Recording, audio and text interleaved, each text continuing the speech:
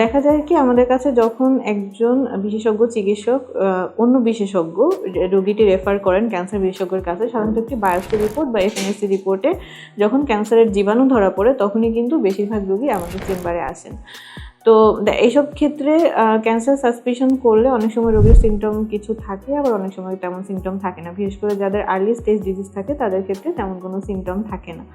তো সেক্ষেত্রে ক্যান্সার যখন ডায়াগনোসিস হয় বা ক্যান্সারের জীবাণু যখন পাওয়া যায় হিস্টোপ্যাথোলজি রিপোর্টে, তখন সবাই অনেক বেশি ভয় পেয়ে যান। তখন মনে হয় রিপোর্টটি ভুল। আসলে যখন একজন বিশেষজ্ঞ চিকিৎসক আপনাকে বায়োপসি করতে বলেন বা এফএনএসি করতে বলেন, তিনি কিন্তু শুধুমাত্র আপনাকে ওই রিপোর্টের উপর ভিত্তি করে তেমন কিছু বলেন না। প্রাথমিক অবস্থায় রোগীর ইতিহাস বা রোগীর হিস্ট্রি যেটা আমরা বলি, এবং রোগীর যে সাইন সিমটম বা রোগীর যেসব উপসর্গ রোগীর শরীরে থাকে সেই উপসর্গগুলো মিলিয়ে একজন বিশেষজ্ঞ চিকিৎসক আপনাকে কিছু টেস্ট করতে দেন, বা আপনার শরীরে কোনো টিউমার, চাকা বা কোনো জায়গায় কোনো ফোলা যখন ক্যান্সারের উপসর্গ বলে প্রাথমিকভাবে ধারণা করা হয়, তখনই আপনাকে একজন বিশেষজ্ঞ চিকিৎসক এই টেস্টটি করতে দেন।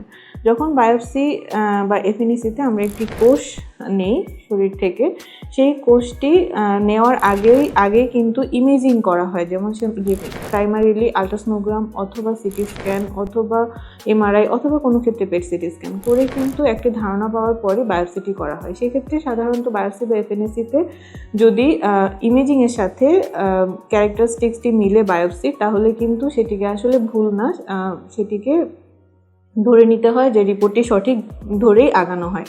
তবে কিছু কিছু ক্ষেত্রে রিপোর্টে কোনো ঘাটতি থাকতে পারে ইনফরমেশনে। বিশেষ করে অনেক ক্ষেত্রে দেখা যায় কোষটি আনা হয়েছে কিন্তু কোষটি যে জায়গা থেকে আনা প্রয়োজন সেই জায়গা পর্যন্ত যে নিডেল বা সুইটি পৌঁছায়নি, অথবা অনেক বড় টিউমার হয়ে গেলে অনেক সময় দেখা যায় যে ক্যান্সার টিস্যুটি না এসে অনেক সময় যে কোষটি আসে সেটিতে ক্যান্সার রিপ্রেজেন্টেটিভ সেল নেই। সেক্ষেত্রে ক্যান্সার থাকা অবস্থায়ও কিন্তু রোগ নেগেটিভ আসতে পারে বা বায়োপসি নেগেটিভ আসতে পারে।